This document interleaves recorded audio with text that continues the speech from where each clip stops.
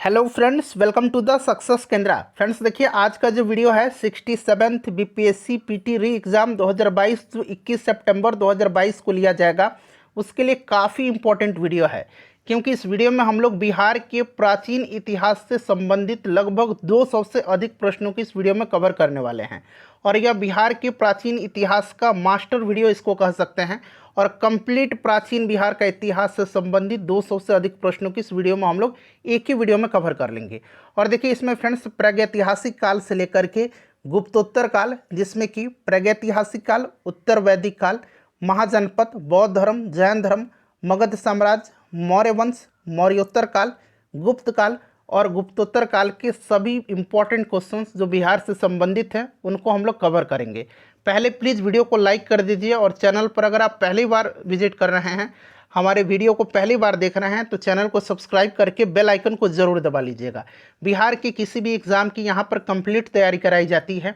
तो चलिए सेशन आज का स्टार्ट करते हैं। पहले प्लीज़ वीडियो को लाइक कर दीजिएगा, और जब सेशन समाप्त होगा तो इसको शेयर भी ज़रूर कर दीजिएगा। देखिए फ्रेंड्स, जैसे मैंने आपको बताया कि इस वीडियो में हम लोग बिहार के प्राचीन इतिहास को एक ही वीडियो में कवर कर लेंगे। बिहार के प्राचीन इतिहास का यह मास्टर वीडियो है। और देखिए, इस वीडियो में हम लोग प्रागैतिहासिक काल से लेकर के गुप्तोत्तर काल के 200 से अधिक इम्पॉर्टेंट प्रश्नों की इस वीडियो में कवर करेंगे। और देखिए, आज का जो हमारा टॉपिक रहेगा प्राचीन बिहार के इतिहास का, इसमें पूरा चैप्टर में कवर करवा दूंगा। जैसे कि प्रागैतिहासिक काल, उत्तर वैदिक काल, बौद्ध धर्म, जैन धर्म, महाजनपद, मगध साम्राज्य, मौर्य वंश, मौर्योत्तर काल, गुप्त काल और गुप्तोत्तर काल। तो सभी इंपॉर्टेंट प्रश्नों को हम लोग चैप्टर वाइज कवर करेंगे। चलिए शुरू करते हैं आज का सेशन। पहले प्लीज़ वीडियो को लाइक कर दीजिएगा। पहला प्रश्न है कि बिहार के लिए ऋग्वेद में किस शब्द का प्रयोग किया गया है। तो देखिए फ्रेंड्स, ऋग्वेद में बिहार के लिए कीकट एवं अथर्ववेद में व्रात्य शब्द का इस्तेमाल किया गया है। तो देखिए, ऋग्वेद में बिहार के लिए किस शब्द का प्रयोग किया गया है, तो कीकट इसका राइट आंसर हो जाएगा। और अथर्ववेद में व्रात्य शब्द का इस्तेमाल किया गया है। चलिए दूसरा प्रश्न करेंगे कि प्राचीन बिहार के संबंध में जानकारी के स्रोत हैं। तो देखिए, बिहार का इतिहास बहुत ही समृद्ध और प्राचीन है, और बिहार के इतिहास के अध्ययन के लिए पुरातात्विक, साहित्यिक, यात्रा वृत्तांत और अन्य स्रोत उपलब्ध हैं। तो यहाँ पर देखिए, पुरातात्विक स्रोत, साहित्य, यात्रा वृत्तांत, इनमें से सभी इसका राइट आंसर हो जाएगा। और देखिए, इसी प्रकार से मध्यकालीन बिहार के इतिहास को और आधुनिक बिहार के इतिहास को, जिसमें 1857 की क्रांति से लेकर के भारत छोड़ो आंदोलन तक के सभी प्रश्नों को मैं आधुनिक बिहार के इतिहास में कवर करवा दूंगा आपको। तीसरा प्रश्न है कि मध्यपाषाण काल के अवशेष बिहार के किस जिले से प्राप्त हुए हैं। बताइए इसका राइट आंसर क्या हो जाएगा। तो देखिए फ्रेंड्स, अगर हम बात करें तो मध्यपाषाण काल के अवशेष जो हैं बिहार में मुख्यतः मुंगेर जिले से प्राप्त हुए हैं। राइट आंसर इसका ऑप्शन नंबर सी हो जाएगा, मुंगेर से। नेक्स्ट क्वेश्चन कर लेंगे कि बिहार में नवपाषाण कालीन हड्डी निर्मित उपकरण प्राप्त हुए हैं। तो देखिए, बिहार में नवपाषाण कालीन हड्डी निर्मित उपकरण जो हैं यह मुख्यतः सारण के चिरांद, पटना के मनेर, चेचर जो कि वैशाली में है, सेनुआर, इनसे प्राप्त हुए हैं। तो देखिए, चिरांद, मनेर, चेचर और सेनुआर, तो एक से अधिक इसका राइट आंसर हो जाएगा। चलिए नेक्स्ट क्वेश्चन कर लेंगे। नेक्स्ट क्वेश्चन हमारा कि बिहार में कृषि तथा पशुओं को पालतू बनाने का कार्य आरंभ हुआ था।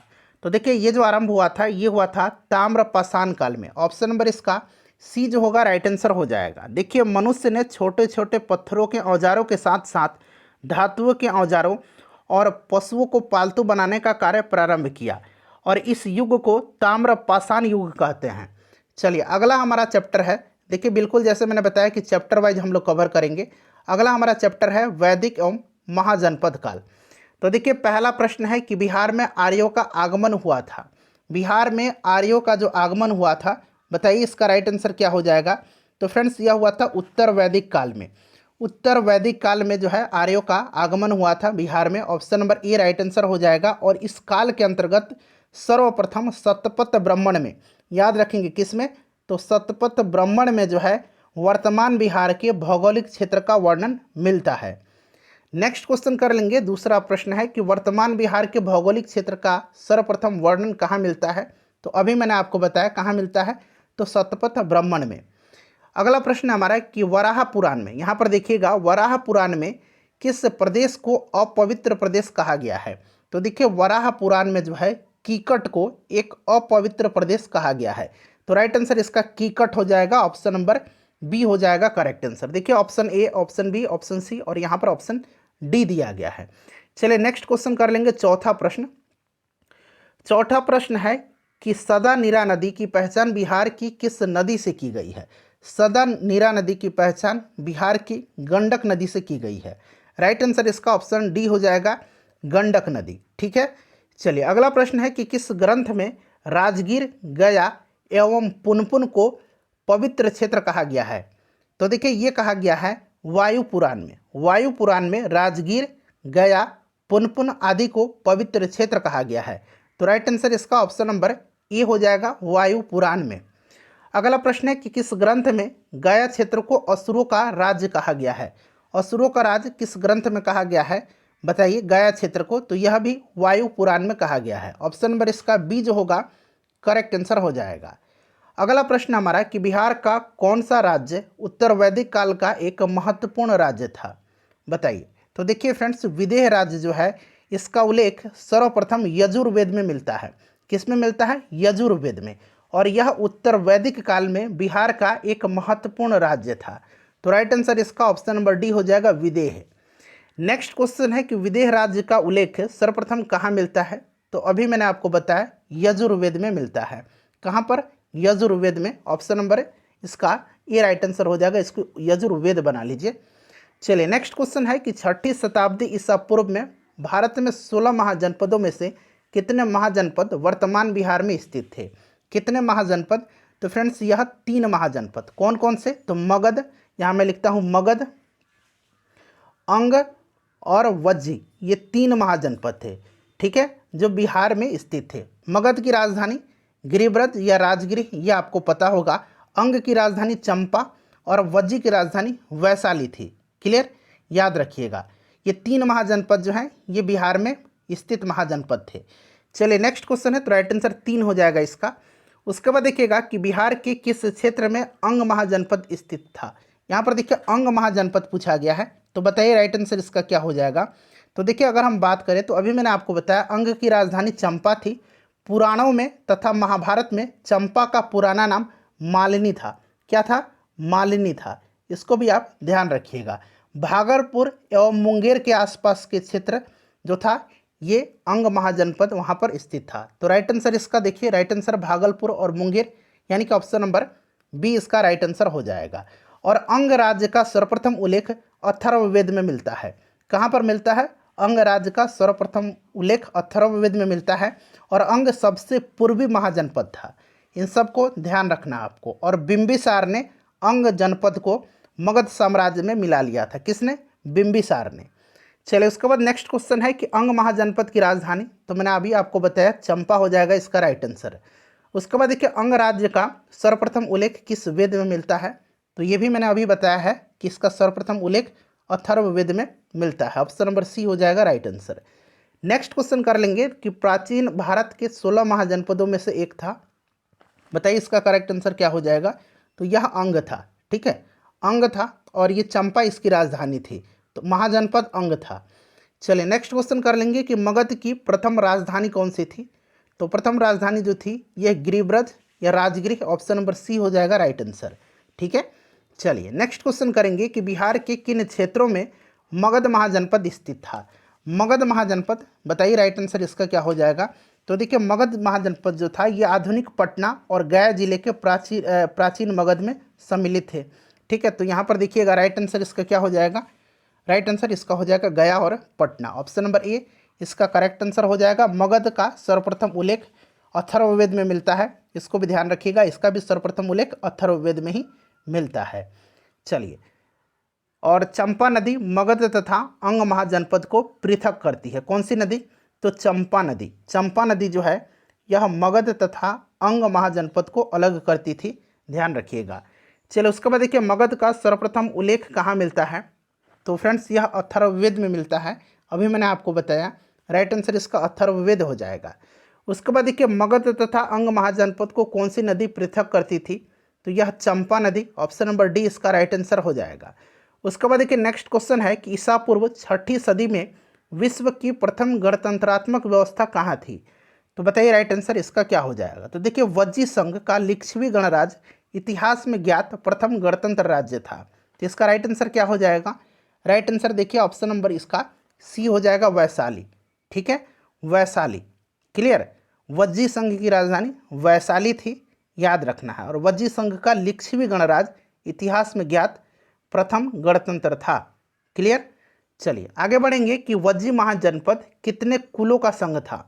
तो फ्रेंड्स यह जो था टोटल 8 कुलों का संघ था। ये 8 कुल कौन कौन से थे? तो एक वज्जी था, दूसरा लिच्छवी था, तीसरा ज्ञात्रिक था। तीसरा कौन था? ज्ञात्रिक था, याद रखेंगे इसको। उसके बाद विदेह था, पांचवा उग्र था, फिर भोग, कुरु और इक्ष्वाकु। ठीक है, चलिए ऑप्शन नंबर ए हो जाएगा इसका राइट आंसर।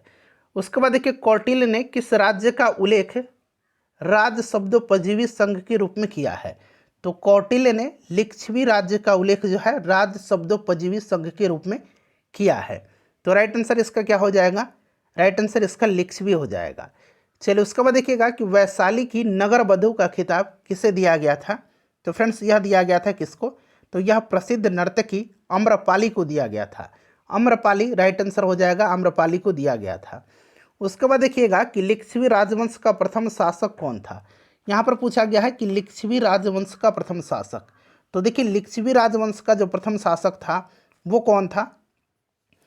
तो राइट आंसर इसका क्या हो जाएगा? राइट आंसर इसका नम, यहाँ पर देखिए नम नेदिष्ट था, नम नेदिष्ट था। ठीक है, ध्यान रखिएगा। और वैशाली राजवंश का यह प्रथम शासक था।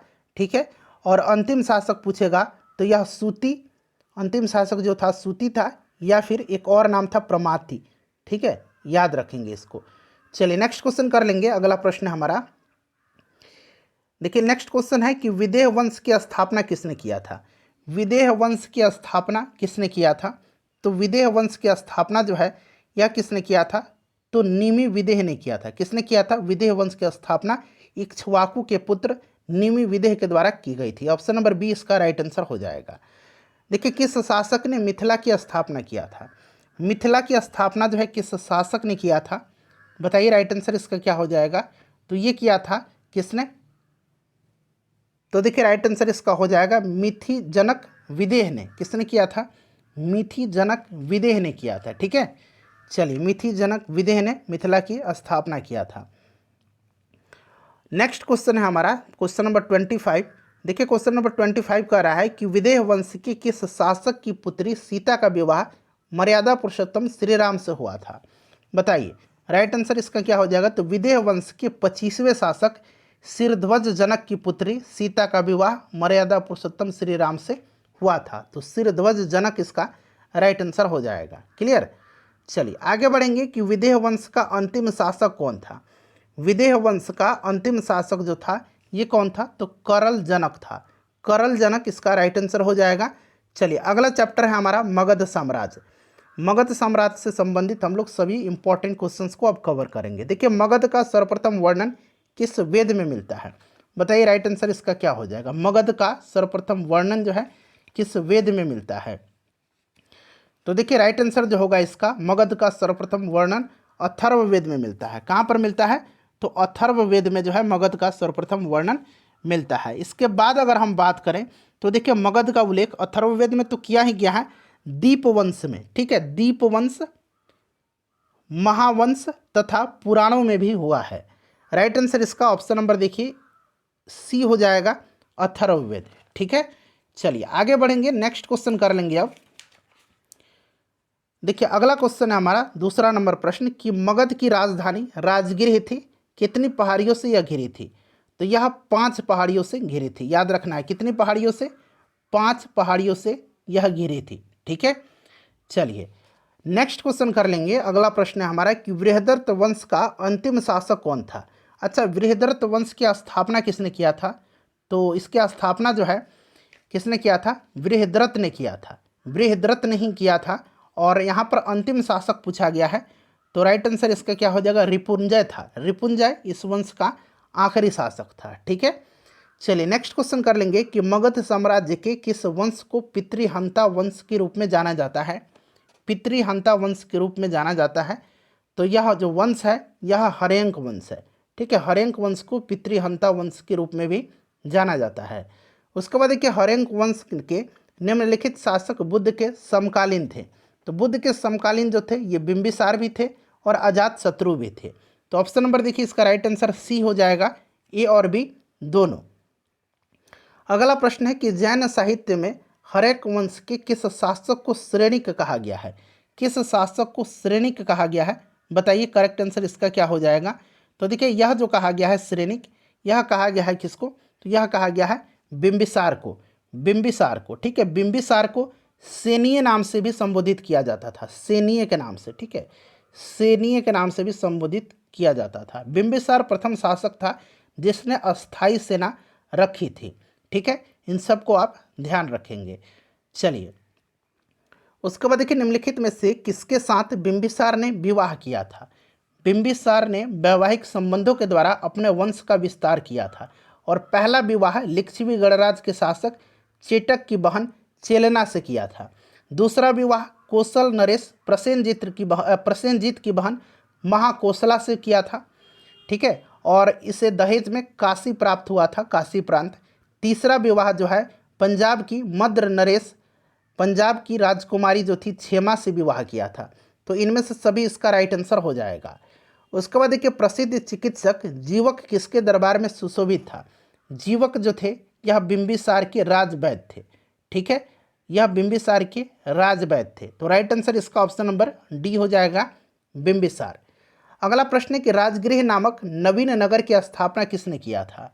राजगृह नामक नवीन नगर की स्थापना जो है बिंबिसार ने किया था। किसने किया था? बिंबिसार ने किया था। और बिंबिसार ने ही सर्वप्रथम अपनी सेना में हाथियों का प्रयोग किया था। क्लियर? चलिए तो ये राइट आंसर बिंबिसार हो जाएगा। अस्थाई सेना रखने की परंपरा किस शासक ने शुरू की थी? तो अभी मैंने बताया था बिंबिसार ने ही वह प्रथम शासक था जिसने अस्थाई सेना रखी थी। अस्थाई सेना रखी थी बिंबिसार ने, और इसको सैनीय कहा जाता था। ठीक है, सैनीय याद रखेंगे। क्लियर? चलिए उसके बाद देखिए किस शासक को कुणिक के नाम से जाना जाता था? तो कुणिक के नाम से किसको जाना जाता था? बताइए राइट आंसर। तो कुणिक के नाम से जाना जाता था किसको? तो बताइए करेक्ट आंसर इसका क्या हो जाएगा। तो देखिए इसका जो राइट आंसर हो जाएगा वो आपका हो जाएगा अजात शत्रु को। अजात शत्रु को कुणिक के नाम से भी जाना जाता था। क्लियर? चलिए नेक्स्ट क्वेश्चन कर लेंगे। और देखिए अजात शत्रु ने महाशिला कंटक एवं रथमुसल जैसे नवीन शास्त्रों का प्रयोग किया था, यह पूछा जाता है। अजात शत्रु ने लिच्छवी गणराज्य की राजधानी वैशाली को जीत करके मगध साम्राज्य का हिस्सा बना लिया था। इन सब को ध्यान रखना आपको। और इसी के काल में जो है अजात शत्रु के काल में महा परिनिर्वाण प्राप्त हुआ था गौतम बुद्ध को। क्लियर? चलिए आगे पढ़ेंगे, पूरी डिटेल में सब कुछ मिलता जाएगा आपको। मगध साम्राज्य का वास्तविक संस्थापक कौन था? मगध साम्राज्य का वास्तविक संस्थापक पूछा गया है तो यह बिंबिसार था। हर्यंक वंश की स्थापना इसने किया था। उसके बाद देखिएगा कि प्राचीन भारत का विख्यात राजनीतिज्ञ वासकर किसके दरबार के मंत्री पद पर सुशोभित था? वर्षाकर भी कहा जाता है। तो यह अजात शत्रु के, ठीक है, अजात शत्रु के राइट आंसर हो जाएगा। ठीक है, याद रखेंगे। चलिए नेक्स्ट क्वेश्चन कर लेंगे कि कौशल नरेश प्रसेनजीत की पुत्री वजीरा का विवाह किसके साथ हुआ था? तो प्रसेनजीत की पुत्री वजीरा का विवाह जो है अजात शत्रु ने कौशल नरेश प्रसेनजीत को पराजित करके उनकी पुत्री वजीरा से विवाह किया था। तो ये आपका हो जाएगा राइट आंसर। बताइए राइट आंसर इसका अजात शत्रु हो जाएगा। नेक्स्ट क्वेश्चन है कि प्रथम बौद्ध संगीति का आयोजन किसके शासनकाल में हुआ था? तो महापरिनिर्वाण जब गौतम बुद्ध को प्राप्त हुआ उसके बाद पहला बौद्ध संगीति का आयोजन अजात शत्रु के शासनकाल में हुआ था, राजगृह में। ठीक है, चलिए दूसरा हुआ था कालाशोक के समय में, तीसरा अशोक के, और चौथा कनिष्क के समय में। देखिए प्रथम मगध साम्राज्य का उत्कर्ष किस शताब्दी में हुआ था? मगध साम्राज्य का उत्कर्ष जो है किस शताब्दी में हुआ था? तो फ्रेंड्स यह हुआ था ईसा पूर्व 6ठी शताब्दी में। उसके बाद देखिए अगला प्रश्न है, नेक्स्ट क्वेश्चन है हमारा कि निम्नलिखित में से किस राजा ने पाटलिपुत्र को बसाया था? तो पाटलिपुत्र को बसाया किसने था? तो फ्रेंड्स यह उदयन ने। उदयन राइट आंसर हो जाएगा, ऑप्शन नंबर डी इसका करेक्ट आंसर हो जाएगा। ठीक है, उदयन को बौद्ध ग्रंथों में पितृहंता और जैन ग्रंथों में पितृभक्त कहा गया है। ठीक है, बौद्ध ग्रंथ में इसको पितृहंता कहा गया है और जैन ग्रंथों में इसको पितृभक्त कहा गया है। चलिए नेक्स्ट क्वेश्चन कर लेंगे कि अजातशत्रु के शासनकाल में उदयन कहाँ का राज्यपाल था। तो उदयन जो था ये चंपा का राज्यपाल था, चंपा इसका राइट आंसर हो जाएगा। नेक्स्ट क्वेश्चन है कि हर्यंक वंश का अंतिम शासक कौन था। तो हर्यंक वंश का जो अंतिम शासक था ये कौन था। तो फ्रेंड्स यह नागदशक था, नागदशक था अंतिम शासक। ठीक है, हर्यंक वंश का अंतिम शासक था नागदशक। इसको उसका अमात्य शिशुनाग ने पदच्युत करके मगध की गद्दी पर अधिकार कर लिया और शिशुनाग नामक एक नए वंश की नींव रखा था। तो नागदशक इसका राइट आंसर हो जाएगा। शिशुनाग वंश का संस्थापक तो अभी मैंने आपको बताया शिशुनाग ही होगा राइट आंसर। चलिए नेक्स्ट क्वेश्चन कर लेंगे कि द्वितीय बौद्ध संगति का आयोजन किसके शासनकाल में हुआ था। तो यह शिशुनाग वंश का जो शासक था कालाशोक, इसी के समय में हुआ था वैशाली में। ठीक है, याद रखिएगा कहाँ पर, वैशाली में, ध्यान रखना आपको। ठीक है, चलिए नेक्स्ट क्वेश्चन कर लेंगे नंद वंश का संस्थापक कौन था। तो नंद वंश का संस्थापक जो था ये था महापद्म नंद। कौन था, महापद्म नंद था। तो इसका right answer option number B हो जाएगा। अगला प्रश्न है कि मगध के किस शासक को कली का अंश, परशुराम अवतार, क्षत्रियों का नाशक, सर्वक्षरांतक, छत्रांतक, एकराट कहा गया है। तो देखिए इतना सारा नाम से इसको पुकारा गया है और यह शासक जो है यह कौन सा शासक है बताइए, राइट आंसर इसका क्या हो जाएगा। तो देखिए महापद्म नंद को सर्वक्षत्रांतक यानी कि क्षत्रियों का नाश करने वाला, ठीक है, परशुराम का अवतार, कली का अंश, एकराट कहा गया है। राइट आंसर इसका ऑप्शन नंबर ए हो जाएगा, महापद्म नंद। अगला प्रश्न है कि निम्नलिखित में से मगध का कौन सा शासक सिकंदर महान का समकालीन था। तो राइट आंसर इसका हो जाएगा कौन, तो यह आपका धनानंद था। ऑप्शन नंबर बी हो जाएगा करेक्ट आंसर, धनानंद। ठीक है, चलिए अगला प्रश्न कर लेंगे कि ग्रीक यूनानी लेखकों ने किसे अग्रमीज कहा है। अग्रमीज जो कहा है यह किसको कहा है। तो फ्रेंड्स यह कहा है धनानंद को। ठीक है, चलिए अब अगला हमारा चैप्टर है मौर्य वंश और मौर्य वंश से संबंधित अब सभी प्रश्नों को हम लोग कवर करेंगे। चलिए शुरू करते हैं।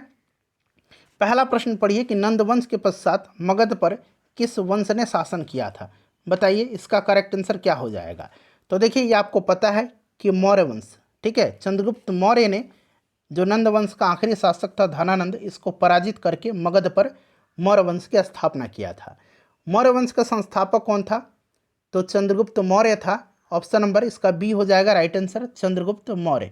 ठीक है, चलिए अगला प्रश्न है कि किस शासक को सैंड्रोकोटस एवं एंड्रोकोटस के नाम से जाना जाता है।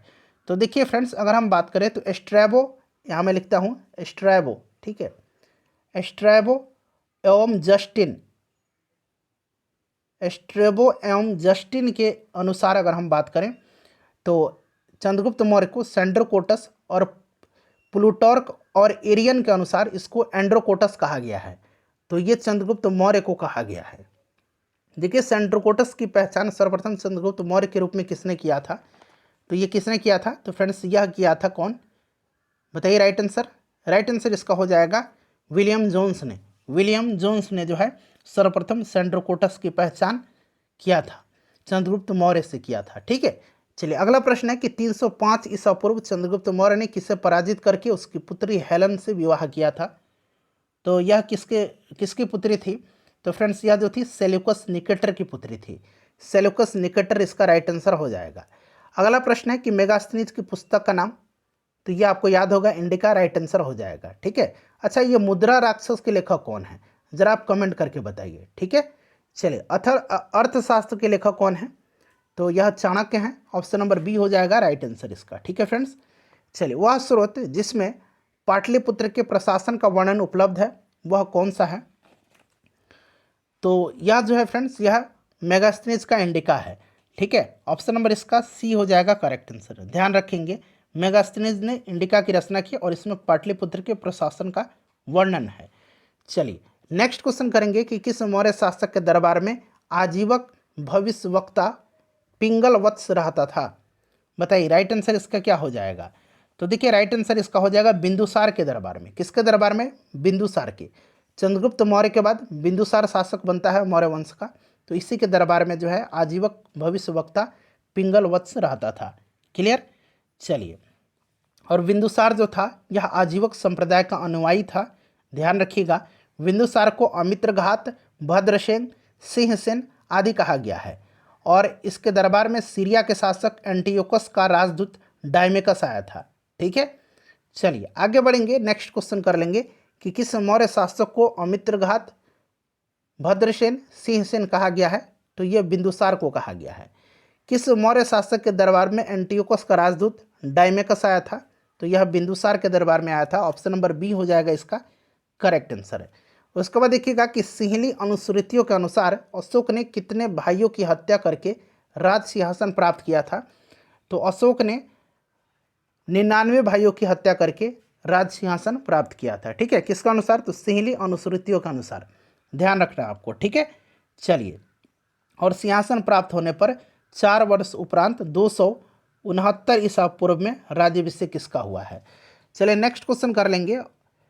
और राज्याभिषेक के 10वें वर्ष उसने बोधगया की यात्रा किया था। इसको भी आप ध्यान रखिएगा। ठीक है, 10वें वर्ष इसने बोधगया की यात्रा किया था। अगला प्रश्न है कि अशोक राज्याभिषेक के किस वर्ष बोधगया की यात्रा किया था? तो अभी मैंने बताया था 10वें वर्ष। उसके बाद देखिएगा कि देवनाम प्रिय के नाम से किस शासक ने आपको संबोधित किया है? तो यह अशोक है। ऑप्शन नंबर डी हो जाएगा राइट आंसर। उसके बाद देखिए अशोक ने किससे दीक्षा प्राप्त कर बौद्ध धर्म स्वीकार किया था? बताइए राइट आंसर इसका क्या हो जाएगा? तो मोगलीपुत्र तीस से जो है अशोक ने दीक्षा प्राप्त करके बौद्ध धर्म स्वीकार किया था। तो इसका आंसर जो है ऑप्शन नंबर सी हो जाएगा। ठीक है, और बौद्ध ग्रंथों के अनुसार यहाँ पर देखिए अगला प्रश्न है कि बौद्ध ग्रंथों के अनुसार अशोक ने कितने स्तूपों का निर्माण करवाया था? बताइए राइट आंसर इसका। तो देखिए बौद्ध ग्रंथों के अनुसार 84,000, कितने? 84,000, याद रखना, 84,000 स्तूपों का निर्माण इसने करवाया था। क्लियर? चलिए आगे बढ़ेंगे। नेक्स्ट क्वेश्चन कर लेंगे अब। देखिए अगला प्रश्न है हमारा, तो 84,000 हो जाएगा। अशोक ने अपने साम्राज्य को कितने प्रांतों में विभक्त किया था? तो अशोक ने अपने साम्राज्य को 5 प्रांतों में विभक्त किया था। एक उत्तरापथ था, उत्तरापथ की राजधानी तक्षशिला थी। दक्षिणापथ था, इसकी राजधानी स्वर्णगिरी थी। एक अवंती था, उज्जैनी राजधानी थी। कलिंग था, तोसली राजधानी थी। और प्राची जो कि पाटलिपुत्र इसकी राजधानी थी। तो ये 5 प्रांत हो जाएगा। चलिए उसके बाद देखिएगा कि अशोक की राजधानी कहाँ थी? अशोक की राजधानी जो थी ये कहाँ थी? बताइए। अशोक की जो राजधानी थी ये पाटलिपुत्र थी। उसके बाद देखिए भारत में शिलालेख का प्रचलन सर्वप्रथम किस शासक ने किया था? तो यह शासक जो था यह कौन था? तो यह अशोक था। ठीक है, ऑप्शन नंबर ए इसका राइट आंसर हो जाएगा। चलिए, और अशोक ने अभिलेखों को 3 वर्गों में विभक्त किया है। क्लियर? शिलालेख, स्तंभलेख और गुहालेख, याद रखिएगा। चलिए, अशोक की बृहद शिलालेखों की संख्या पूछा गया है, कितनी है?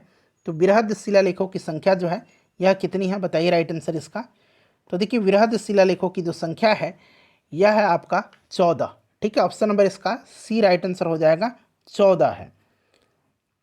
नेक्स्ट क्वेश्चन कर लेंगे कि मानसेहरा शिलालेख की लिपि क्या है? मानसेहरा शिलालेख की लिपि क्या है? बताइए। तो देखिए इसकी जो लिपि है यह खरोष्टी है। खरोष्टी है, ध्यान रखिएगा, मानसेहरा। और यह कहाँ पर है? तो पाकिस्तान। तो राइट आंसर इसका हो जाएगा, बताइए, खरोष्टी इसका करेक्ट आंसर हो जाएगा, ऑप्शन नंबर ए। ठीक है, चलिए नेक्स्ट क्वेश्चन कर लेंगे कि बिहार के किस स्थान से अशोक के लघु शिलालेख प्राप्त हुए हैं? लघु शिलालेख जो है यह किस स्थान से प्राप्त हुआ है? बताइए करेक्ट आंसर इसका। तो देखिए इसका जो करेक्ट आंसर हो जाएगा फ्रेंड्स वह सासाराम हो जाएगा। सासाराम से लघु शिलालेख प्राप्त हुआ है। ठीक है, चलिए अगला प्रश्न है कि बराबर की गुफाएं हैं इसका उपयोग किसने आश्रय गृह के रूप में किया है? तो यह किया आजीविकों ने। ठीक है, आजीविकों ने, और इसका निर्माण अशोक ने करवाया था। तो राइट आंसर इसका आजीवक हो जाएगा। अगला प्रश्न है कि अशोक के लघु स्तंभलेख निम्नलिखित में से किस स्थान से प्राप्त हुए हैं? लघु स्तंभलेख पूछा गया है। बताइए राइट आंसर इसका क्या हो जाएगा? तो लघु स्तंभलेख जो है यह कहाँ से प्राप्त हुआ है? तो फ्रेंड्स यह जो प्राप्त हुआ है यह प्राप्त हुआ है कौशाम्बी, सारनाथ, रुमिनदेई, इन सब से। ठीक है, ऑप्शन नंबर डी इसका राइट आंसर हो जाएगा। चलिए आगे बढ़ेंगे। नेक्स्ट क्वेश्चन कर लेंगे कि अर्थशास्त्र में वर्णित सप्तांग सिद्धांत में शामिल है। सप्तांग सिद्धांत बताइए। तो सप्तांग सिद्धांत में क्या क्या शामिल है? तो देखिए इसमें राजा, अमात्य, जनपद, दुर्ग, कोष, सेना और मित्र शामिल है। तो यहाँ पर देखिए उपरोक्त तो सभी इसका राइट आंसर हो जाएगा। ठीक है, 7 इसमें शामिल है राजा, अमात्य, जनपद, दुर्ग, कोष, सेना और मित्र। चलिए, अर्थशास्त्र के अनुसार मौर्य काल में उच्च अधिकारी कहलाते थे, तो इसको क्या कहा जाता था? तो इसको तीर्थ कहा जाता था, तीर्थ कहलाते थे। ठीक है, और अर्थशास्त्र में 18 तीर्थों और 26 अध्यक्षों की चर्चा मिलती है। 26 अध्यक्ष और 18 तीर्थ, इनकी चर्चा मिलती है। उसके बाद देखिए अर्थशास्त्र में देखिए आ गया, अभी मैंने इसी को कराया है, 18 तीर्थ और 26 अध्यक्ष। तो 18 और 26 देखिए ऑप्शन नंबर सी में दिया गया है। किसने चतुरंग बल को सेना का प्रमुख अंग बताया है? तो चाणक्य ने चतुरंग बल, जिसमें कि पैदल सैनिक, घुड़सवार, हाथी और युद्ध रथ जो है इसमें शामिल है, इसको सेना का प्रमुख अंग बताया है। और चाणक्य ने सेना को 3 भागों में विभाजित किया है, पुश्तैनी सेना, भाटक सेना, भाटक सेना, भाटक यहाँ मैं लिखता हूँ भाटक, पुश्तैनी सेना और नगर पालिका सेना। चलिए नेक्स्ट क्वेश्चन कर लेंगे। तो राइट आंसर इसका क्या हो जाएगा? चाणक्य हो जाएगा। उसके बाद देखिए किसने चंद्रगुप्त मौर्य की सेना को डाकुओं का गिरोह कहा है? डाकुओं का गिरोह कहा है जस्टिन ने। किसने कहा है? जस्टिन ने कहा है। अगला प्रश्न है कि अर्थशास्त्र में निम्नलिखित न्यायालयों की चर्चा की गई है, बताइए। तो कौन सा न्यायालय है? तो देखिए इसमें 2 प्रकार की न्यायालय की चर्चा की गई है, एक धर्मस्थलीय है, धर्मस्थीय, और एक कंटक शोधन है। तो कंटक शोधन और धर्मस्थीय, तो ये दोनों की चर्चा की गई है। धर्मस्थीय जो था ये दीवानी न्यायालय था, किस प्रकार का? दीवानी न्यायालय था। और यह कंटक शोधन जो था ये फौजदारी न्यायालय था। ठीक है, चलिए अगला प्रश्न है कि धर्मस्थीय न्यायालय किस प्रकार का न्यायालय था? तो अभी मैंने आपको बताया कि यह दीवानी न्यायालय था। और मौर्य काल में गुप्तचरों को क्या कहा जाता था? तो गुप्तचरों को जो है गुड पुरुष कहा जाता था, गुड पुरुष। ठीक है, गुड पुरुष कहा जाता था इनको। चलिए नेक्स्ट क्वेश्चन है कि अर्थशास्त्र में कितने प्रकार के दासों की चर्चा की गई है? तो 9 प्रकार की दासों की चर्चा की गई है, 9 प्रकार के दासों की चर्चा इसमें की गई है। अगला प्रश्न है कि मौर्य काल में वेश्यावृत्ति करने वाली स्त्रियों को क्या कहा जाता था? तो इनको क्या कहा जाता था? इनको कहा जाता था रूपजीवा। क्या कहा जाता था? रूपजीवा कहा जाता था। ऑप्शन नंबर बी हो जाएगा राइट आंसर, रूपजीवा कहा जाता था। संभ्रांत घर की स्त्रियों को चाणक्य ने कहा है, तो चाणक्य ने इनको क्या कहा है? इनको कहा है अनिष्कासिनी। क्या कहा है? अनिष्कासिनी कहा है। ऑप्शन नंबर बी हो जाएगा इसका राइट आंसर। ठीक है, चलिए अगला प्रश्न है कि मौर्य काल में भूमि कर उपज का कितना भाग होता था? बताइए राइट आंसर। तो ये भूमि कर जो होता था उपज का 1/6 भाग होता था। नेक्स्ट क्वेश्चन है हमारा, नेक्स्ट क्वेश्चन है कि मौर्य काल में उद्योग धंधों की संस्थाओं को कहा जाता था, तो इनको क्या कहा जाता था? बताइए। तो फ्रेंड्स इनको जो कहा जाता था, इनको कहा जाता था श्रेणी। ठीक है, option number A right answer इसका हो जाएगा, इनको श्रेणी कहा जाता था। अगला प्रश्न है हमारा कि अशोक के किस अभिलेख का विषय आर्थिक था? तो यह जो अभिलेख है यह आपसे पूछा गया है, तो इसका करेक्ट आंसर हो जाएगा रोमिंदेई अभिलेख। ठीक है, भारत का मुक्तिदाता, तो भारत का मुक्तिदाता जो है यह चंद्रगुप्त मौर्य को कहा जाता है।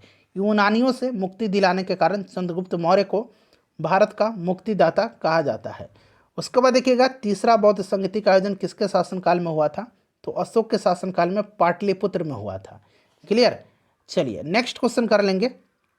अगला प्रश्न है हमारा, देखिए कि अशोक के निम्नलिखित अभिलेखों को रानी का अभिलेख कहा जाता है। तो रानी का अभिलेख जो है यह कहा जाता है किसको? यह कहा जाता है प्रयाग अभिलेख और कौशाम्बी अभिलेख, दोनों को कहा जाता है। तो ऑप्शन नंबर सी इसका राइट आंसर हो जाएगा। ठीक है, चलिए अगला चैप्टर है हमारा मौर्योत्तर काल। ठीक है, देखिए पहला प्रश्न है कि मौर्य वंश के पश्चात मगध पर किस वंश का शासन हुआ? तो मौर्य वंश का जो आखिरी शासक था कौन? बृहद्रथ। इसकी हत्या किसने किया? तो पुष्यमित्र शुंग ने किया, और मगध पर शुंग वंश की स्थापना किया। तो राइट आंसर शुंग वंश हो जाएगा इसका। ठीक है, ध्यान रखना आपको। चलिए अगला प्रश्न है कि शुंग वंश का संस्थापक, तो यह पुष्यमित्र शुंग था। इसने ब्राह्मण साम्राज्य की स्थापना किया था शुंग वंश की। शुंग वंश को ब्राह्मण साम्राज्य भी कहा जाता था। पतंजलि पुष्यमित्र शुंग के दरबार में रहते थे, और पतंजलि की जो थे यह पुष्यमित्र सिंह के लिए 2 अश्वमेध यज्ञ करवाए थे। कितने? 2। और पुष्यमित्र शुंग ने सेनानी की उपाधि धारण किया था। अगला प्रश्न है कि 185 ईसा पूर्व में पाटलिपुत्र पर यवन डेमेट्रियस का आक्रमण किस वंश के शासनकाल में हुआ है? तो यह हुआ है किसके शासनकाल में? बताइए राइट आंसर इसका। तो यह शुंग काल में हुआ है, शुंग काल में। राइट आंसर इसका शुंग हो जाएगा। चलिए उसके बाद देखिएगा कि मगध का प्रथम ब्राह्मण वंश था, तो यह ब्राह्मण वंश शुंग वंश था। कौन था? शुंग वंश था, ध्यान रखिएगा। यानी कि ऑप्शन नंबर इसका बी हो जाएगा राइट आंसर। उसके बाद देखिए पुष्यमित्र शुंग द्वारा आयोजित अश्वमेध यज्ञ के पुरोहित कौन थे? तो अभी मैंने बताया था कि 2 अश्वमेध यज्ञ इसने करवाया था, और इसमें पुरोहित जो थे ये कौन थे? तो पतंजलि थे। Right answer option number A हो जाएगा, पतंजलि थे। ठीक है, चलिए आगे बढ़ेंगे, नेक्स्ट क्वेश्चन कर लेंगे कि मौर्योत्तर काल में किसने सेनानी की उपाधि जो है धारण की थी? तो यह पुष्यमित्र शुंग ने किया था। क्लियर, याद रखना। और पुष्यमित्र सिंह ने अशोक द्वारा निर्मित 84,000 स्तूपों को नष्ट करवा दिया था। और देखिए ये जो शुंग काल था इसको वैदिक पुनर्जागरण काल कहा गया है, और इसी काल में मनुस्मृति की रचना की गई है। ठीक है, याद रखना है। और देखिए गार्गी संहिता के अनुसार पुष्यमित्र शुंग के शासनकाल में यवनों ने पाटलिपुत्र पर आक्रमण किया था, गार्गी संहिता के अनुसार, याद रखना है। उसके बाद देखिए किस वंश के शासनकाल में मनुस्मृति की रचना हुई? तो यह शुंग हो जाएगा, ऑप्शन नंबर डी। उसके बाद देखिए कालिदास द्वारा रचित जो नाटक है मालविकाग्निमित्रम, किस शुंग शासक की चर्चा की गई है? तो फ्रेंड्स इसमें जो है याद रखना, इसमें किसकी चर्चा की गई है? अग्निमित्र की। अग्निमित्र हो जाएगा इसका राइट आंसर। ठीक है, अग्निमित्र की इसमें चर्चा की गई है। उसके बाद देखिए नेक्स्ट क्वेश्चन है कि यूनानी राजदूत हेलियोडोरस किस काल में आया था? तो हेलियोडोरस जो आया था यह शुंग शासक भागभद्र के दरबार में आया था, शुंग शासक भागभद्र के दरबार में आया था। तो यहाँ पर देखिए शुंग काल दिया गया है। उसके बाद देखिए शुंग वंश का अंतिम शासक कौन था? शुंग वंश का अंतिम शासक जो था यह कौन था? बताइए राइट आंसर। तो शुंग वंश का जो अंतिम शासक था यह कौन था? यह था आपका देवभूति। देवभूति था, इसकी हत्या वासुदेव ने कर दिया और मगध पर कण्व वंश की स्थापना किया था। ठीक है, चलिए आगे बढ़ेंगे, नेक्स्ट क्वेश्चन कर लेंगे कि कण्व वंश का संस्थापक कौन था? तो वासुदेव, अभी मैंने आपको बताया वासुदेव राइट आंसर हो जाएगा। कण्व वंश की सत्ता समाप्त की, तो कण्व वंश की सत्ता समाप्त किसने किया था? तो राइट आंसर इसका हो जाएगा आपका आंध्र सातवाहनों ने, आंध्र सातवाहनों ने। ठीक है, चलिए सुशर्मा जो आखिरी शासक था इसको आंध्र सातवाहनों ने अपदस्थ कर दिया। अगला क्वेश्चन है कि कण्व वंश की राजधानी कहाँ थी? कण्व वंश की जो राजधानी थी ये कहाँ पर थी? तो देखिए इसकी राजधानी जो थी ये पाटलिपुत्र थी। ठीक है, option number A right answer हो जाएगा। और कण्व वंश का जो साम्राज्य था ये केवल पाटलिपुत्र तक सीमित हो गया था। चलिए नेक्स्ट क्वेश्चन है कि कण्व वंश का अंतिम शासक कौन था? तो अभी मैंने आपको बताया सुशर्मा था, ऑप्शन नंबर सी हो जाएगा राइट आंसर। ठीक है, चलिए नेक्स्ट क्वेश्चन है कि कनिष्क ने पाटलिपुत्र के किस बौद्ध विद्वान को अपने दरबार में प्रश्रय दिया था? तो यह कौन थे? तो फ्रेंड्स यह जो थे यह अश्वघोष थे। ठीक है, अश्वघोष थे, याद रखना है। चलिए आगे बढ़ेंगे, नेक्स्ट क्वेश्चन कर लेंगे गुप्त काल। और नेक्स्ट चैप्टर जो होगा हमारा गुप्त काल है, और गुप्त काल से संबंधित सभी प्रश्नों को अब हम कवर करेंगे। देखिए पहला प्रश्न है कि गुप्त साम्राज्य का संस्थापक कौन था? गुप्त साम्राज्य का संस्थापक कौन था? बताइए राइट आंसर इसका क्या हो जाएगा। तो देखिए गुप्त साम्राज्य का संस्थापक जो था ये श्रीगुप्त था। कौन था? श्रीगुप्त था। ठीक है, ऑप्शन नंबर ए जो होगा इसका राइट आंसर हो जाएगा, श्रीगुप्त था, ध्यान रखना है। ठीक है, चलिए और गुप्त काल को भारतीय इतिहास का स्वर्णिम युग माना जाता है। गुप्त वंश की जानकारी वायु पुराण से प्राप्त होती है। गुप्त काल की राजकीय भाषा संस्कृत थी। गुप्त काल की स्वर्ण मुद्रा को दिनार कहा जाता था। इन सभी को याद रखना है। मंदिरों का निर्माण कार्य गुप्त काल में ही प्रारंभ हुआ था। गुप्त साम्राज्य में ब्राह्मणों को कर मुक्त कृषि भूमि दी जाती थी। सब आगे मिलेगा। ठीक है, गुप्त काल की राजकीय भाषा क्या थी? तो अभी मैंने आपको बताया संस्कृत थी। चलिए नेक्स्ट क्वेश्चन है पंचतंत्र की रचना किसने किया था? तो पंचतंत्र की रचना किया था विष्णु शर्मा ने। गुप्त काल में ही विष्णु शर्मा ने पंचतंत्र की रचना किया था। ठीक है, तो विष्णु शर्मा हो जाएगा। अगला प्रश्न है, नेक्स्ट क्वेश्चन देखिए, गुप्त साम्राज्य में किसे करमुक्त कृषि भूमि दी जाती थी? तो यह ब्राह्मणों की दी जाती थी। ऑप्शन नंबर इसका डी हो जाएगा करेक्ट आंसर। गुप्त काल भू राजस्व दर क्या थी गुप्त काल में? तो गुप्त काल में जो भू राजस्व दर थी यह उपज का छठा भाग था, उपज का छठा भाग था। अगला प्रश्न है कि पंच सिद्धांतिका के रचयिता कौन थे। अच्छा प्रश्न है। तो देखिए पंच सिद्धांतिका के रचयिता कौन थे, तो ये वराहमिहिर थे। कौन थे फ्रेंड्स? वराहमिहिर। गुप्त काल में ये रहते थे, ठीक है, वराहमिहिर। तो वराहमिहिर राइट आंसर हो जाएगा। उसके बाद देखिए चंद्रगुप्त प्रथम के पिता कौन थे? चंद्रगुप्त प्रथम, बताइए राइट आंसर इसका क्या हो जाएगा। तो देखिए इसका जो करेक्ट आंसर हो जाएगा वो आपका घटोत्कच हो जाएगा। ऑप्शन नंबर ए हो जाएगा करेक्ट आंसर। श्रीगुप्त के बाद घटोत्कच, उसके बाद चंद्रगुप्त प्रथम शासक बनता है, ठीक है। चलिए, और चंद्रगुप्त प्रथम ने ही सर्वप्रथम महाराजा धीराज की उपाधि धारण किया था। नेक्स्ट क्वेश्चन है हमारा कि गुप्त साम्राज्य के किस शासक ने सर्वप्रथम महाराजा धीराज की उपाधि धारण किया था? तो ये आपका चंद्रगुप्त प्रथम हो जाएगा। चलिए अगला प्रश्न देखिए। नेक्स्ट क्वेश्चन है हमारा कि गुप्त साम्राज्य के किस शासक ने लिच्छवी राजकुमारी कुमार देवी से विवाह किया था? तो यह कौन था? चंद्रगुप्त प्रथम था, ठीक है। कुमार देवी से विवाह कर वैशाली राज प्राप्त किया था। यह लिच्छवी राजकुमारी थी, तो यह चंद्रगुप्त प्रथम हो जाएगा। अगला प्रश्न है कि गुप्त काल में सर्वप्रथम किस शासक ने सोने के सिक्के जारी किए थे? तो सोने के सिक्के जो है सबसे पहले चंद्रगुप्त ने जारी किया था, ठीक है। गुप्त काल में पहला सिक्का चंद्रगुप्त प्रथम ने ही सोने का सिक्का चलाया था, और इन स्वर्ण सिक्कों पर एक तरफ चंद्रगुप्त और कुमार देवी का और दूसरी तरफ लक्ष्मी की आकृति उत्कीर्ण किया गया था, ठीक है। तो राइट आंसर चंद्रगुप्त प्रथम हो जाएगा। उसके बाद देखिए गुप्त साम्राज्य की राजधानी कहाँ थी? गुप्त साम्राज्य की राजधानी कहाँ थी, बताइए। तो राजधानी जो थी ये पाटलिपुत्र थी। कहाँ पर थी? पाटलिपुत्र थी। उसके बाद देखिए किस शासक ने स्वयं को लिच्छवी दौहित्र कहा है? लिच्छवी दौहित्र जो है ये किसने कहा है स्वयं को? तो यह कहा है किसने, बताइए राइट आंसर। तो यह समुद्रगुप्त है। समुद्रगुप्त लिच्छवी राजकुमारी कुमार देवी के गर्भ से जो है इसका जन्म हुआ था।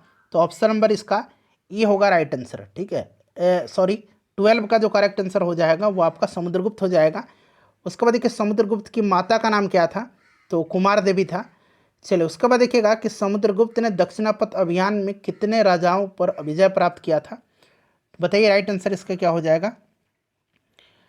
तो इसका जो करेक्ट आंसर हो जाएगा फ्रेंड्स वो आपका हो जाएगा कौन सा? करेक्ट आंसर इसका हो जाएगा ऑप्शन नंबर सी, ठीक है, 12 राजाओं पर। चलिए उसके बाद देखिएगा कि प्रयाग प्रशस्ति के रचयिता कौन थे? प्रयाग प्रशस्ति के रचयिता जो थे ये कौन थे? बताइए राइट आंसर इसका क्या हो जाएगा। तो ये हरिसेन थे। ऑप्शन नंबर बी हो जाएगा राइट आंसर, हरिसेन थे, ठीक है। चलिए इतिहासकार बी.ए. स्मिथ ने किसे भारत का नेपोलियन कहा है? भारत का नेपोलियन कहा जाता है समुद्रगुप्त को। समुद्रगुप्त को भारत का नेपोलियन कहा जाता है, ठीक है।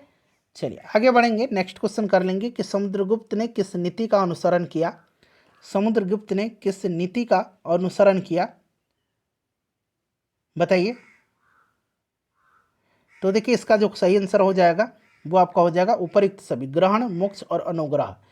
नेक्स्ट क्वेश्चन है गुप्त साम्राज्य के किस शासक ने सर्वप्रथम विक्रमादित्य की उपाधि धारण किया था? विक्रमादित्य की उपाधि जो है सबसे पहले किसने धारण किया था? तो फ्रेंड्स यह धारण किया था चंद्रगुप्त द्वितीय। इसको चंद्रगुप्त विक्रमादित्य के नाम से जाना जाता है। उसके बाद देखिए किस शासक के शासनकाल को कला साहित्य का स्वर्ण युग के रूप में जाना जाता है? बताइए करेक्ट आंसर इसका क्या हो जाएगा। तो इसका जो करेक्ट आंसर हो जाएगा वो चंद्रगुप्त द्वितीय का, ठीक है। कालिदास इसी के दरबार में रहते थे। कालिदास किस शासक के दरबारी कवि थे? चंद्रगुप्त द्वितीय यानी चंद्रगुप्त विक्रमादित्य के। चीनी यात्री फाहियान किसके शासनकाल में भारत आया था? तो चंद्रगुप्त द्वितीय के शासनकाल में। उसके बाद देखिए बोध गया के महाबोधि मंदिर की स्थापना हुई थी। तो महाबोधि मंदिर की स्थापना जो हुई थी ये हुई थी गुप्त काल में, ठीक है। चलिए आगे बढ़ेंगे, नेक्स्ट क्वेश्चन कर लेंगे। अगला प्रश्न है कि गुप्त संवंत की शुरुआत जो है हुई थी। गुप्त संवंत की शुरुआत जो है कब हुई थी? गुप्त संवंत की शुरुआत 319 ईस्वी में हुआ था। किसने करवाया था? तो चंद्रगुप्त प्रथम ने। चंद्रगुप्त प्रथम ने। ऑप्शन नंबर इसका हो जाएगा सी करेक्ट आंसर। चलिए आगे बढ़ेंगे, नेक्स्ट क्वेश्चन कर लेंगे कि नालंदा विश्वविद्यालय की स्थापना जो है किस युग में हुआ था? तो यह गुप्त काल में हुआ था। और किसने करवाया था इसकी स्थापना, बताइए। तो इसकी स्थापना जो है करवाया था कुमारगुप्त ने। कुमारगुप्त प्रथम ने करवाया था, ठीक है। वहीं अगला प्रश्न है कि नालंदा विश्वविद्यालय का संस्थापक कुमारगुप्त प्रथम। उसके बाद देखिए गुप्त काल में एक सुंदर कार्तिकेय की मूर्ति किस जिले से प्राप्त हुई है? बताइए किस जिले से प्राप्त हुई है? तो फ्रेंड्स यह प्राप्त हुई है शाहाबाद से, ठीक है। चलिए आगे बढ़ेंगे, नेक्स्ट क्वेश्चन कर लेंगे। शाहाबाद से प्राप्त हुई है। आपको ध्यान। उसके बाद देखिएगा कि बिहार के सुल्तानगंज से निकली 7 फीट ऊंची एक पीतल की मूर्ति प्राप्त हुई है। तो यह प्राप्त हुई है किसकी? तो बुद्ध की। ठीक है, ऑप्शन नंबर बी हो जाएगा राइट आंसर। ठीक है, चलिए आगे बढ़ेंगे। 28 नंबर क्वेश्चन कर लेंगे कि नालंदा विश्वविद्यालय किसके लिए प्रसिद्ध था? तो यह बौद्ध दर्शन के लिए, बौद्ध दर्शन के लिए, पाली अनुसंधान के लिए यह फेमस था। आर्यभट्ट का संबंध किस नगर से था? तो ये प्रश्न ऑलरेडी मैंने आपको पहले भी कई बार कराया हुआ है, पाटलिपुत्र राइट आंसर हो जाएगा। ठीक है, चलिए नेक्स्ट क्वेश्चन कर लेंगे। अब हमारा जो अगला चैप्टर है यह बौद्ध धर्म है। ठीक है फ्रेंड्स, अब बौद्ध धर्म से संबंधित सभी प्रश्नों को इस वीडियो में हम कवर करेंगे। बौद्ध धर्म के संस्थापक कौन थे, यह पूछा गया है। बताइए राइट आंसर क्या हो जाएगा बौद्ध धर्म के संस्थापक? तो बौद्ध धर्म के संस्थापक ये आपको भी पता होगा कौन थे? तो गौतम बुद्ध थे। ठीक है, गौतम बुद्ध थे। गौतम बुद्ध को क्या कहा जाता है? लाइट ऑफ एशिया कहा जाता है, यानी कि एशिया का ज्योतिपुंज कहा जाता है। ध्यान रखिएगा। ठीक है, तो महात्मा बुद्ध हो जाएगा राइट आंसर। उसके बाद देखिए महात्मा बुद्ध के बचपन का नाम क्या था? तो महात्मा बुद्ध के बचपन का जो नाम था, इनका नाम क्या था? बचपन का नाम बताइए। इनका बचपन का जो नाम था फ्रेंड्स वो पूछा गया है। तो ये सिद्धार्थ इनके बचपन का नाम था। क्या था? सिद्धार्थ जो था इनके बचपन का नाम था इनका। तो राइट आंसर देखिए ऑप्शन नंबर बी हो जाएगा सिद्धार्थ। उसके बाद देखिए गौतम बुद्ध में, बौद्ध धर्म में बुद्ध के गृह त्याग की घटना को क्या कहा जाता है? तो फ्रेंड्स इसको क्या कहा जाता है? इसको कहा जाता है महाविनिष्क्रमण। ठीक है, और पहला उपदेश दिया था इसको धर्मचक्र परिवर्तन कहा गया है, और इनकी जो मृत्यु हुई थी इसको महापरिनिर्वाण कहा गया है।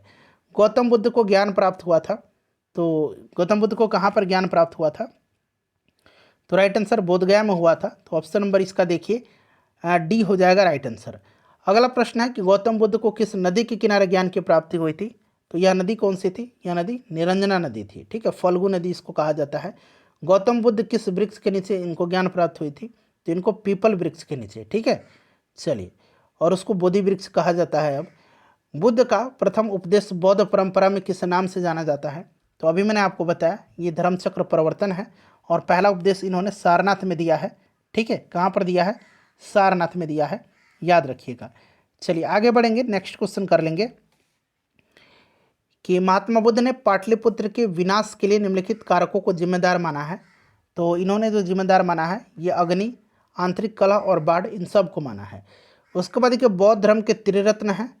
बौद्ध धर्म के त्रिरत्न जो हैं ये कौन कौन से हैं? तो बौद्ध धर्म के त्रिरत्न जो हैं बताइए कौन कौन से हैं? तो बुद्ध, धर्म और संघ। ठीक है, चलिए, तो ऑप्शन डी हो जाएगा उपयुक्त सभी। बौद्ध धर्म विश्वास करता है, बौद्ध धर्म जो है ये विश्वास करता है पुनर्जन्म में, पुनर्जन्म में विश्वास करता है। ऑप्शन नंबर सी हो जाएगा राइट आंसर, पुनर्जन्म में। ठीक है, चलिए नेक्स्ट क्वेश्चन कर लेंगे पुनर्जन्म में। अगला प्रश्न है हमारा कि बौद्ध संघ के नियमों का वर्णन है। तो नियमों का जो वर्णन है यह किस में है, किस पीटक में है? तो फ्रेंड्स यह है विनय पीटक में। किस में है? विनय पीटक में है। ऑप्शन नंबर बी हो जाएगा राइट आंसर, विनय पीटक में। अच्छा, 3 पीटक हैं, सुत्त पीटक, विनय पीटक और अभिधम्म पीटक। सुत्त पीटक में बुद्ध के धार्मिक उपदेशों का संग्रह है, विनय पीटक में बौद्ध संघ के नियमों का वर्णन है, और अभिधम्म पीटक में बौद्ध दर्शन की चर्चा है। याद रखना आपको। उसके बाद देखिए बौद्ध दर्शन की चर्चा की गई है, तो दर्शन की चर्चा अभिधम्म पीटक में की गई है। बुद्ध के धार्मिक उपदेशों का संग्रह किस में है? तो यह सुत्त पीटक में है। अभी मैंने आपको ये सब बताया है। उसके बाद देखिएगा कि महाकाव्य बुद्ध चरित के रचयिता कौन है? बुद्ध चरित के रचयिता जो हैं यह कौन? तो बुद्ध चरित और सौंदरानंद। ठीक है, यहाँ मैं लिखता हूँ सौंदरानंद। इसकी रचना जो है किया है किसने? तो इसकी रचना किया है अश्वघोष ने। इस दोनों का रचना, बुद्ध चरित और सौंदरानंद की रचना अश्वघोष ने किया है। ऑप्शन नंबर डी हो जाएगा राइट आंसर इसका। ठीक है, चलिए आगे बढ़ेंगे कि महात्मा बुद्ध की मृत्यु किस स्थल पर हुई है? तो ये आपको भी पता है, कुशीनगर में, कुशीनीरा में इनकी मृत्यु हुई। ठीक है, चलिए नेक्स्ट क्वेश्चन कर लेंगे। अगला प्रश्न है कि प्रथम बौद्ध संगति का आयोजन कहाँ पर किया गया? तो यह राजगीर में किया गया था, अजातशत्रु के समय में। अगला प्रश्न है दूसरा बौद्ध संगति, तो ये किया गया था वैशाली में कालाशोक के समय में। तीसरा पाटलिपुत्र में किया गया था अशोक के समय में। चौथा कुंडलवन कश्मीर में किया गया था कनिष्क के समय में। महात्मा बुद्ध की मृत्यु को किस नाम से जाना जाता है? तो इसको महापरिनिर्वाण के नाम से, मैंने आपको बताया महापरिनिर्वाण। उसके बाद देखिएगा कि महात्मा बुद्ध के गृह त्याग से संबंधित बौद्ध धर्म का प्रतीक चिन्ह। अच्छा, प्रतीक चिन्ह भी आप याद रखेंगे, ठीक है, ये भी पूछा जाता है। तो गृह त्याग यहाँ पर दिया गया है, तो गृह त्याग का जो है ये घोड़ा है, ठीक है। पीपल वृक्ष जो है यहाँ पर देखिए, जिसको कि बोधि वृक्ष कहा जाता है, ये ज्ञान प्राप्ति का प्रतीक है। स्तूप जो है ये मृत्यु का है। कमल जो है, कमल और सांड इनकी जन्म का प्रतीक है, ठीक है। तो इन सबको ध्यान रखिएगा, क्लियर, सभी मैंने बता दिया था। और निर्वाण का जो है वो पद चिन्ह है, निर्वाण का पद चिन्ह है, ठीक है। चलिए अगला प्रश्न है कि महात्मा बुद्ध की माता का नाम। तो इनकी माता का जो नाम था क्या था बताइए। तो देखिए इनकी माता का जो नाम था ये महामाया था, ठीक है। और देखिए इनका पालन पोषण इनकी मौसी प्रजापति गौतमी ने किया था। चलिए नेक्स्ट चैप्टर है हमारा जैन धर्म। अब जैन धर्म से संबंधित सभी प्रश्नों को कवर कर लेंगे। देखिए जैन धर्म के संस्थापक कौन थे, जैन धर्म के संस्थापक कौन थे, तो ये आपको पता होगा कि जैन धर्म के संस्थापक जो थे ये कौन थे, तो ऋषभ देव थे। Option number A right answer हो जाएगा। जैन धर्म में टोटल 24 तीर्थंकर हुए हैं। पहले तीर्थंकर ऋषभ देव और 24वें तीर्थंकर महावीर स्वामी थे, ठीक है, याद रखना है आपको। चलिए आगे बढ़ेंगे, नेक्स्ट क्वेश्चन करेंगे कि महावीर स्वामी का जन्म जो है पहले जान लीजिए कहाँ पर हुआ था। तो इनका जन्म जो है याद रखना है आपका 540 ईसा पूर्व में हुआ था। कहाँ पर, तो वैशाली के कुंडग्राम में हुआ था, ठीक है, याद रखना आपको, ये भी पूछा जा सकता है। 540 ईसा पूर्व में। बचपन का नाम इनका वर्धमान था, पिता का नाम सिद्धार्थ था, माता का नाम जो था त्रिशला था, पत्नी का नाम यशोदा था, ठीक है, पुत्री का नाम प्रियदर्शिनी था, ठीक है, अनुजा प्रियदर्शिनी। तो यहाँ पर पूछा गया पिता का नाम, तो पिता का नाम इनका क्या था, पिता का नाम इनका सिद्धार्थ था। उसके बाद देखिए लिच्छवी शासक चेटक की बहन त्रिशला किसकी माता थी, तो इनकी माता का नाम त्रिशला था, राइट आंसर महावीर स्वामी का। उसके बाद देखिए श्रीमद् भगवत में किस जैन तीर्थंकर का उल्लेख मिलता है, श्रीमद् भगवत में किस जैन तीर्थंकर का उल्लेख मिलता है, बताइए इसका राइट आंसर क्या होगा। तो देखिए इसका जो करेक्ट आंसर हो जाएगा ये ऋषभ देव का, किसका, ऋषभ देव का मिलता है। ऑप्शन नंबर डी होगा राइट आंसर, ठीक है। चलिए नेक्स्ट क्वेश्चन कर लेंगे कि जैन धर्म के 23वें तीर्थंकर कौन थे, जैन धर्म के 23वें तीर्थंकर जो थे ये कौन थे, तो राइट आंसर क्या होगा बताइए। 23वें तीर्थंकर जो थे ये थे पार्श्वनाथ, ठीक है, पार्श्वनाथ 23वें तीर्थंकर थे। कौन थे, पार्श्वनाथ, याद रखिएगा। राइट आंसर देखिए ऑप्शन नंबर सी हो जाएगा, पार्श्वनाथ। चलिए अगला प्रश्न कर लेंगे, नेक्स्ट क्वेश्चन है हमारा कि जैन धर्म के वास्तविक संस्थापक और 24वें एवं अंतिम तीर्थंकर महावीर का जन्म कहाँ हुआ था, तो कुंडग्राम में हुआ था। देखिए option number A right answer हो जाएगा। अगला प्रश्न है कि जैन धर्म के 12वें तीर्थंकर वसुपूज्य की जन्मस्थली, तो 12वें तीर्थंकर वसुपूज्य का जन्मस्थली चंपापुरी भागलपुर के निकट में हुआ था। तो यहाँ पर देखिए राइट आंसर इसका देखिए ऑप्शन नंबर क्या हो जाएगा, ऑप्शन नंबर बताइए करेक्ट आंसर। तो देखिए राइट आंसर जो होगा इसका ऑप्शन नंबर डी हो जाएगा। यहाँ पर देखिए चंपा दिया गया है, ठीक है, चंपापुरी। चलिए अगला प्रश्न कर लेंगे भागलपुर के निकट। अच्छा, जैन धर्म के जो 19वें तीर्थंकर थे, 19वें तीर्थंकर मल्लीनाथ, इनका नाम क्या था, मल्लीनाथ था। यहाँ मैं लिख देता हूँ, थोड़ा सा ध्यान दीजिएगा, एक मिनट, मल्लीनाथ। और जो 21वें तीर्थंकर थे जिनका नाम नेमिनाथ था, नेमिनाथ, ठीक है, नेमिनाथ। तो 19वें और 21वें तीर्थंकर जो थे इनका जन्म कहाँ पर हुआ था, तो मिथिला क्षेत्र में हुआ था, ध्यान रखना आपको इसको भी, ठीक है। चलिए उसके बाद देखिएगा कि प्रथम जैन संगति का आयोजन हुआ था, तो फ्रेंड्स यह हुआ था कहाँ पर, तो राइट आंसर इसका हो जाएगा पाटलिपुत्र में हुआ था, स्थूलभद्र की अध्यक्षता में। और उस समय शासक कौन था, तो ये भी आपको याद रखना है, आप कमेंट करके बताइएगा, ठीक है। और जैन संगति पहला हुआ था कहाँ पर, पाटलिपुत्र में। दूसरा वल्लभी गुजरात में हुआ था, तो ये पाटलिपुत्र हो जाएगा इसका राइट आंसर। उसके बाद देखिए प्रथम जैन संगति के अध्यक्ष कौन थे, तो अभी मैंने बताया स्थूलभद्र थे। उसके बाद देखिएगा प्रथम जैन संगति का आयोजन किसके शासनकाल में हुआ था। देखिए आ गया प्रश्न, किसके शासनकाल में हुआ था, तो फ्रेंड्स यह जो हुआ था यह हुआ था चंद्रगुप्त मौर्य के शासनकाल में। महावीर स्वामी के समकालीन शासक कौन थे, ये पूछा गया है, तो ये कौन थे, तो अजातशत्रु, बिंबिसार, चंड प्रघोत, ये सब थे। ऑप्शन नंबर डी हो जाएगा। जैन धर्म में 5वां महाव्रत को किसने जोड़ा, 5वां महाव्रत जो है किसने जोड़ा। देखिए पहले जो था ये 5वां महाव्रत जान लीजिए, अहिंसा, सत्य, अपरिग्रह, अस्तेय और ब्रह्मचर्य, 5 महाव्रत हैं, आपको याद रखना है। और 5वां जोड़ा था महावीर ने, ठीक है, ऑप्शन नंबर इसका सी हो जाएगा राइट आंसर। 5 महाव्रत हैं और 5वां महाव्रत जो था ये ब्रह्मचर्य है, और ब्रह्मचर्य को जोड़ा है किसने? महावीर स्वामी ने जोड़ा है। अहिंसा, सत्य, अपरिग्रह, अस्तेय, अस्तेय यहाँ मैं लिख देता हूँ, अस्तेय और ब्रह्मचर्य, ये 5 महाव्रत हैं। और ब्रह्मचर्य जो था इसको किसने जोड़ा है? ब्रह्मचर्य को जोड़ा है वर्धमान महावीर ने। और जैन धर्म के त्रिरत्न सम्यक दर्शन, सम्यक ज्ञान और सम्यक आचरण है।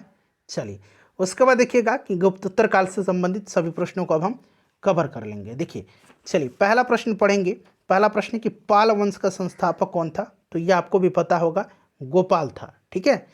उदंतपुरी महाविहार एवं विश्वविद्यालय का संस्थापक कौन था? तो इसकी स्थापना पाल वंश का जो संस्थापक था गोपाल, इसी ने करवाया था। ऑप्शन नंबर डी हो जाएगा राइट आंसर। विक्रमशिला का संस्थापक कौन था? तो ये धर्मपाल था। नेक्स्ट क्वेश्चन है कि आधुनिक बिहार के किस जिले में विक्रमशिला विश्वविद्यालय स्थित है? तो फ्रेंड्स यह जो है भागलपुर में है। नेक्स्ट क्वेश्चन है कि बिहार के मुंगेर जिले को अपनी राजधानी बनाने वाला शासक जो कौन था? तो यह शासक था कौन? देवपाल था। अगला प्रश्न कि किस काल में कांसे की मूर्तियों की निर्माण की एक उन्नत शैली का विकास हुआ था? बताइए। तो विठपाल जो थे, आपको याद होगा कल ही वाले वीडियो में मैंने कराया था, विठपाल और धीमन ये जो थे पालकालीन कांस्य मूर्ति कलाकार थे। ठीक है, तो ये आपका पाल काल हो जाएगा, ऑप्शन नंबर सी हो जाएगा, ऑप्शन नंबर ए हो जाएगा। उसके बाद देखिए पाल शासक अपना आदेश प्रसारित करते थे, तो ये करते थे पाटलिपुत्र से। उसके बाद देखिए पाल शासकों द्वारा बौद्ध धर्म के किस संप्रदाय को प्रोत्साहित किया गया? तो यह कौन सा था? यह था महायान का। पाल वंश के पतन के बाद किस वंश की स्थापना हुई थी? तो यह हुई थी सेन वंश की। ठीक है, सेन वंश की। चलिए सेन वंश का संस्थापक कौन था? तो यह शासक सामंत सेन था।